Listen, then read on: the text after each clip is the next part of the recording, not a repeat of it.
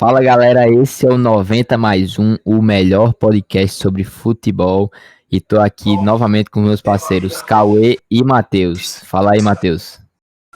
Fala galera, um abraço e vamos embora aí pro podcast. Fala aí, Cauê. Vamos embora, mais um aí. Bom, como você viu pelo título, a gente vai falar da primeira e do único jogo até agora que teve. Hoje é dia 28 de março, a gente só teve o jogo da segunda fase da Copa do Brasil do Corinthians. Então vamos falar da primeira fase e desse único jogo da segunda fase da milionária Copa do Brasil. Cauê, 13-0 América 1. Um gol marcado ali no apagar das luzes pelo Diogo Ferreira. Como é que você avalia o comando de Marcelinho Paraíba na equipe paraibana? O 13 foi muito valente esse jogo contra o América Mineiro, time de Série A agora, com Litra, com tudo, né? Com um bom time do América, que foi longe da Copa do Brasil e tudo mais, um bom time. O 13 foi muito valente contra o América. Assim, teve a desvantagem da questão do empate ser do América, e no último lance o goleiro foi pra área, né? E acabou depois levando o gol em seguida, mas foi muito valente, assim. De certa forma podia ter ganho, mas foi muito valente o 13. Diferentemente do Campinense. E agora a gente vai falar do Campinense, né? O Campinense que é uma vergonha, acho que isso é uma vergonha não só para a instituição do Campinense, mas para o futebol paraibano, né? Porque você vê a disparidade, a diferença que há entre um elenco de Série A e um elenco de Série D, ou sem série até, que é o Campinense. Um time que só joga estadual. Bahia 7, Campinense 1, com 3 gols de Rossi, gol contra, 2 gols de Juninho Capixaba, Gilberto, enfim.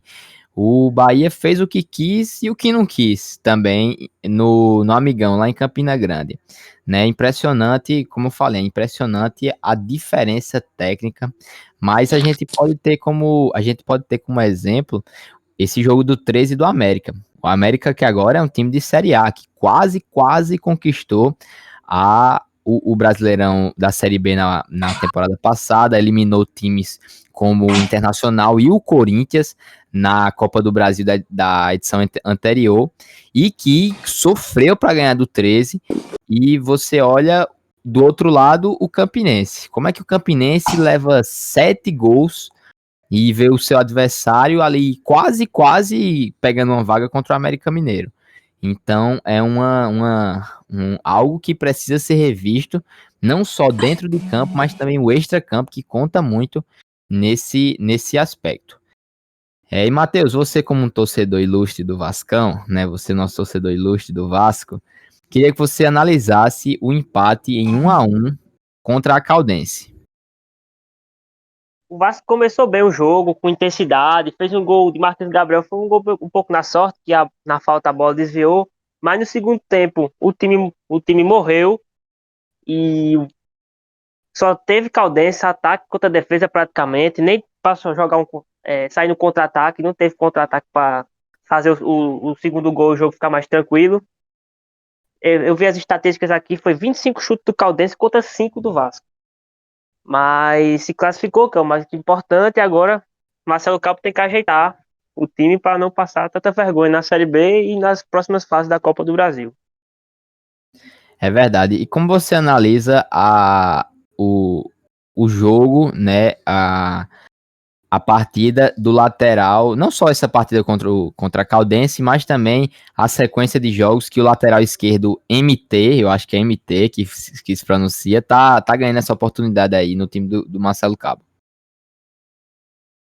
O MT é um jogador muito polivalente da base do Vasco, já jogou de falso 9, de meio atacante, joga de segundo volante, joga aberto pelos dois lados e já gosta de lateral esquerdo. É um jovem muito promissor, que tem personalidade e acho que ele vai ser bem utilizado na Série B. Na lateral esquerda, não que seja sua posição de origem, mas se adaptou bem. Porque o Cabo que jogar até de falso 9 e depois para na lateral esquerda, meu amigo, o Cabo tem que ser muito polivalente mesmo. Bom, vamos passar agora de São Januário para o Engenhão, porque, Cauê, o Botafogo goleou o Motoclube por 5-0, né? Você acha que isso aí é uma defraudação ao coração dos torcedores do Fogão, ou talvez o Botafogo consiga voltar novamente à elite da Série A após uma sequência, um jogo como esse contra o Motoclube? Eu acho que um jogo assim, uma goleada assim, por qualquer time que seja, assim, contra qualquer time que seja, anima muito. A torcida anima muito, cria uma boa expectativa quanto ao segmento da Série B, segmento da Copa do Brasil e tudo mais. E eu acho que muito possível o Botafogo tem totais condições de subir a Série A. Assim, eu não sei se o título, né, com o título, né, porque tem outros times que vão disputar, né, o Vasco, o Cruzeiro e tudo, o título da Série B, mas eu acho que o Botafogo tem todas as condições de subir, né, para a Série A, né, e tem que melhorar um pouquinho do Carioca e tudo mais, mas acho que tem totais condições. É verdade, né? Essa Série B que eu acho que vai estar muito boa. Acho que é uma das melhores edições da Série B dos últimos tempos, porque a gente vai ter três times grandes aí brigando para subir: o Vasco, o Botafogo e o Cruzeiro, né? Vai ter aí ainda outros clubes como o Avaí, CSA, Goiás, o Coritiba, né? Alguns clubes que também estarão nessa Série B. Bom, agora saindo do Rio de Janeiro, vamos para São Paulo, porque o Bragantino fez um jogo eletrizante contra o Mirassol. Eu assisti esse jogo do começo ao fim, então, assim, a minha análise foi que o Bragantino fez um jogo assim, sofreu, mas fez um jogo muito bom, um jogo assim, de um time digno de bater no peito e falar: eu vou mostrar serviço, eu tô aqui para brigar por título. O Bragantino que é um time muito, muito forte. Você pode ver até no último Brasileirão a dificuldade de alguns clubes que tinham de vencer o Bragantino, como por exemplo o Flamengo. O Flamengo passou no Brasileirão com 2 empates para o Bragantino, e o Bragantino jogando bem as duas partidas, perdeu para o Internacional no Beira-Rio, mas perdeu assim, jogando um espetáculo. Então é um time muito bem estruturado, não só o extra-campo, né, a parte do patrocínio da Red Bull, a ajuda financeira, tudo mais, mas também dentro de campo é um time que mostra serviço, é um time que mostra autoridade e fala que não é time pequeno, é time que vai lutar por título, seja Campeonato Paulista, seja Copa do Brasil. Não tô dizendo que vai ganhar, mas é um time que tem totais condições de dar trabalho para os grandes clubes. Bom, falando um pouquinho do outro lado, saindo de Bragança Paulista, vamos para São Paulo, porque o Corinthians goleou o Salgueiro por 3-0, né? Apesar de ter esse placar um pouco largo, goleou o Salgueiro. E, Matheus, você acha que o Corinthians esse ano vai brigar para não cair? Acredito que vai ficar ali no bolo, assim, mas eu acho que para 12º por ali. Mas é um time que não ofensivamente deixa muito a desejar, mas defensivamente ele tem boas peças e é bem sólido, assim. Se ele jogar no contra-ataque assim, ganhar um jogo de 1-0, 2-1, por exemplo, contra o Inter, que eles segurou o título pro Flamengo até o último minuto. É um time Uhum. que defensivamente não deixa a desejar e acredito que não vai cair não, mas fica ali na parte de baixo. Exatamente. E para a gente encerrar essa primeira fase da Copa do Brasil com alguns jogos de destaques, teve um empate do Cruzeiro com o modesto São Raimundo de Roraima. O Cruzeiro é outro, Matheus, que está numa situação financeira bastante crítica. A dificuldade que os clubes brasileiros têm de gerir essas dívidas. Você vê muitos clubes aí, como por exemplo o Cruzeiro, né, que assim, eu não vou dizer que tá perto da falência, mas está uma situação financeira muito crítica. O Botafogo, o próprio Vasco, o Corinthians, o Atlético Mineiro agora está gastando rios e rios de dinheiro, apresentou uma dívida perto de R$ 1 bilhão, né? Assim como o Corinthians também apresentou uma dívida perto de R$ 1 bilhão. Esse empate contra o São Raimundo deixa de certa forma a torcida de uma forma morgada. A gente pode analisar assim, Matheus? Falando do Cruzeiro, que é o maior campeão dessa competição, da Copa do Brasil, um time que há 2 anos atrás já era campeão da Copa do Brasil, as coisas mudaram totalmente. Eu acredito que é mais triste pro torcedor da Raposa ver o Galo, mesmo com as dívidas, mas tem um timaço que vai competir todos os títulos, vai brigar em todas as competições para ser campeão. E o Cruzeiro nessa situação. lutando para ficar entre os 4 do Campeonato Mineiro. É bem difícil a situação de um time que é gigante na história do futebol brasileiro. Como você disse, eu espero que Vasco, Botafogo, Cruzeiro volte por onde eles merecem, que é a Série A, porque isso é bom para o futebol brasileiro, que os times mais tradicionais voltem aos seus tempos de glória.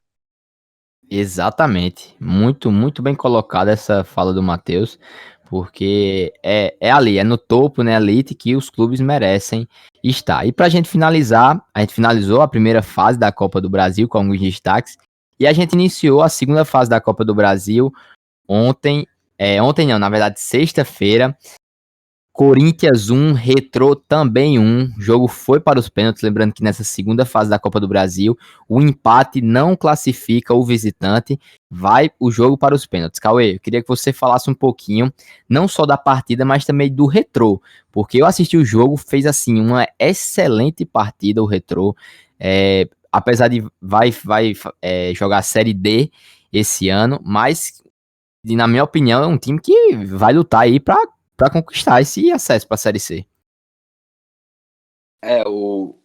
O Retrô surpreendeu muita gente, né? Porque o Retrô, por unanimidade, acho que a maioria das pessoas percebeu que o Retrô jogou melhor do que o Corinthians. Perdeu por conta que foi nos pênaltis, mas jogou melhor, jogou mais bonito. Muita gente pontuou a saída de bola do Retrô, jogando muito, tipo, jogando no chão, jogando coletivamente, assim, um time que surpreendeu e não, tipo, é a prova que não se precisa de, tipo, não precisa ter os melhores jogadores para ter um futebol bonito coletivamente, assim. Então, o Retrô deu uma aula em muitos times grandes aí e até outros clubes, assim, que precisa ter essa noção, né? Porque o Retrô jogou bonito, não só jogou melhor, como jogou bonito e merecia ter ganho do Corinthians, não ganhou porque foi nos pênaltis e tudo mais, mas de certa forma o Retrô merecia ter ganho.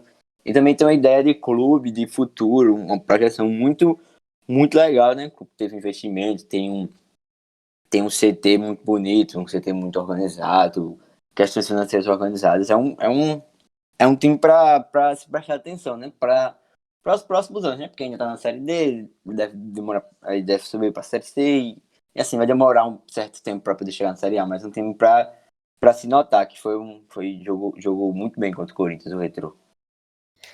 Exatamente. E bom, a gente tem alguns jogos aqui da segunda fase da Copa do Brasil e eu queria que vocês respondessem de forma rápida. Eu vou falar o jogo e vocês falam quem vai classificar. Belezinha? Matheus, ABC e Bora. Botafogo, quem passa? Fogão. Cauê, Bahia e Manaus, quem passa? Bahia. Matheus, talvez essa seja difícil. Criciúma e Ponte Preta.